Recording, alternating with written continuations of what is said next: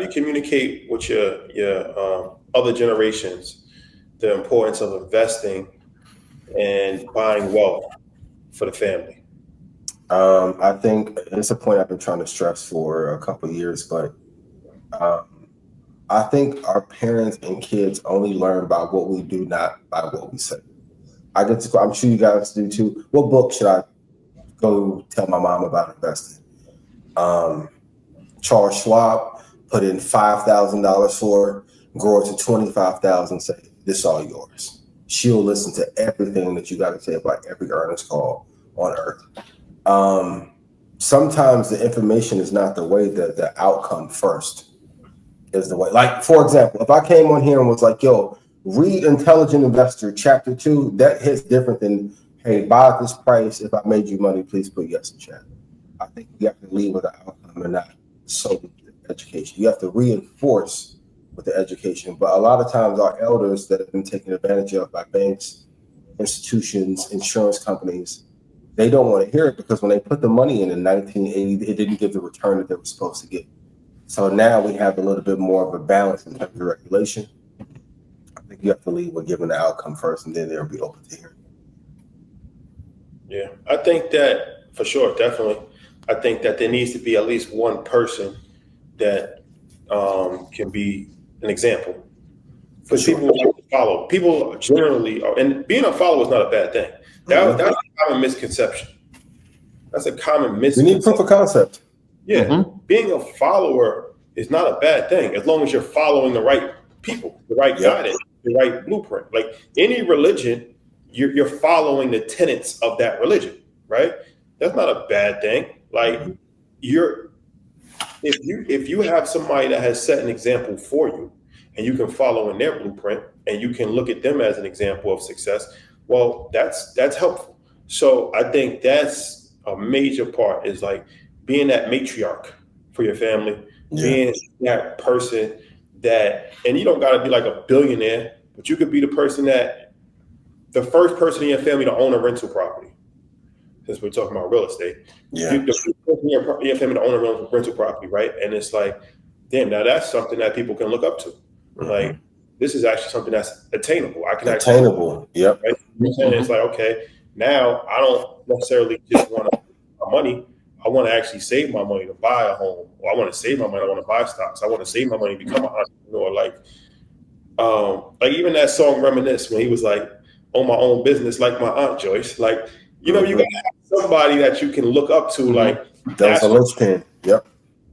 You also got to be like vocal as far as being able to communicate. We're vocal because we're on social media, so they see us. But if you're not on social media, if you're not, you don't have that type of voice, then I think, you don't want to be like that person every time that comes around. You're just talking about your 401k, but it's like, be vocal, tell them what you're doing, show them stuff so they can actually see it and understand it. And I think the third part for me is the encouragement. You got to encourage people while they're come. So it's like, all right, I'll take this moment to encourage. So my son, congratulations. And I said he made the high honor roll. Hey. So appreciate it. But that's important because it's like he plays sports, right? So like he had a game-winning shot. If he does something, I'm going to celebrate that, right? On social media. But we got to celebrate academics the same way that we celebrate a game winner. Absolutely. Right? Like, because that happens all the time, where it's like your kid might do well in sports. That's going to be easy to brag about. Most of the time, you're not going to brag about your son getting an A on his math test. But you should. You should. It's encouraging, and people like to have some level of acknowledgement, right?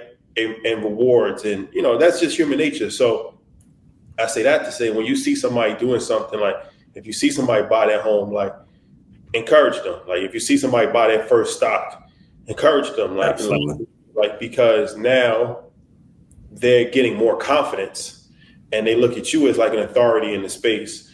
And by you giving them some level of reinforcement, right, that's giving them more fortitude to push forward. Yeah, I agree with everything you both have said. I'll just add, because when I saw the question, it made me just think about lead by demonstration. And I think something that we've kind of just grow up doing, being where we're from in our community. But specifically to reach older generations, you got to do that, and you got to be accessible with it. Right? So you lead by demonstration. You have to pull them to the side. You might have to talk to them one-on-one, because there's a level of trust that they feel like, hey, I don't feel encouraged by not knowing. So how do I let you know that I don't know without telling you? So you want to offer as much advice as possible. I think one of the unique positions that we sit in is like we're like the middle child, right? Like there's a generation older than us who didn't have the information, but there's a generation below us that doesn't have the information as well. And so sometimes we can teach their kids, and the influence that we've had on their kids now translates and starts to spill into the home.